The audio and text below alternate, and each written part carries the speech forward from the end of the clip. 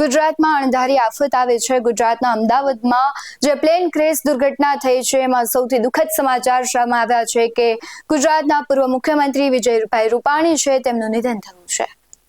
જે પ્રમાણે અત્યારે ઘટનાના સમાચાર સામે આવી રહ્યા છે, અત્યારે કહેવાય છે મુખ્યમંત્રી સહિતના જે નેતાઓ છે, અમદાવાદ જે સિવિલ હોસ્પિટલ છે ત્યાં જે લોકોના મોત થયા છે, ઘાયલ થયા છે, તેમની કહેવાય છે ખબર અંદર પૂછવા અને આખો જે ઘટનાનો તાગ મેળવવા માટે ત્યાં પહોંચ્યા ત્યારે સૌથી મોટા અને દુઃખદ સમાચાર સામે આવ્યા છે કે વિજયભાઈ રૂપાણી છે તેમનું મોત થયું છે।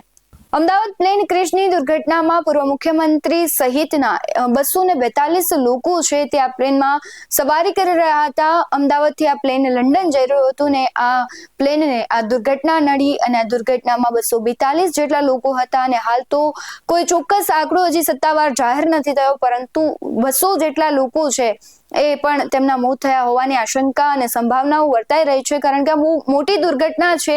અચાનક પ્લેન ક્રેશ થાય છે, કોઈએ ધાર્યું પણ ન હોય કે આ તેમની સફર છે તે આખરી સફર થઈ જશે અને ખાસ તો પૂર્વ મુખ્યમંત્રી વિજય રૂપાણી છે તેમના દુઃખદ સમાચાર સામે આવ્યા છે, જેથી દરેક લોકોમાં શોકની લાગણી ફેલાઈ રહી છે, કારણ કે એક કહેવાય છે દિગ્ગજ નેતાને ગુજરાતે ખોયા હોવાની લાગણી છે।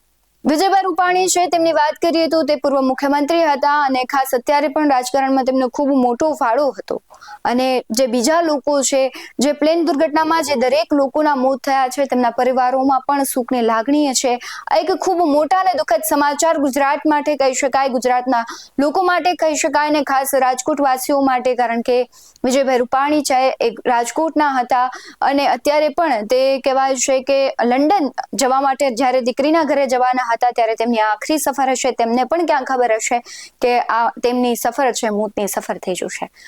દુઃખદ સમાચારથી સમગ્ર ગુજરાત શોકમય છે। જેમના પરિવારના લોકો આ દુર્ઘટનામાં જેમનું મૃત્યુ થયું છે, કારણ કે હજુ પણ સત્તાવાર જાહેરાત નથી થઈ। પ્રધાનમંત્રી નરેન્દ્ર મોદી પણ અમદાવાદ આવવા માટે રવાના થઈ ગયા છે। મુખ્યમંત્રી સહિતના લોકો છે, ગૃહમંત્રી સહિતના લોકો તે તો પહોંચી જ ગયા છે ઘટના સ્થળ ઉપર, સિવિલે પહોંચી અને સમગ્ર ઘટનાનો તાગ મેળવી રહ્યા છે, પરંતુ જે દ્રશ્યો અમદાવાદથી સામે આવી રહ્યા છે, હૈયું કંપાવી નાખે એવા દ્રશ્યો છે અને હજુ પણ એ દ્રશ્યો અને જે વિગતવાર માહિતીઓ સામે આવશે તેના પરથી આપણે પુષ્ટિ કરી શકીશું કે કેટલા લોકોના મોત થયા છે, પરંતુ આ ઘટનાએ સૌ કોઈના હૈયા છે હચમચાવી દીધા છે।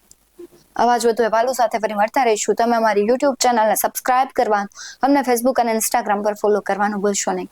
બાકી નવી અપડેટ્સ મેળવવા માટે આપ જોતા રહો BS19 ન્યૂઝ। નમસ્કાર।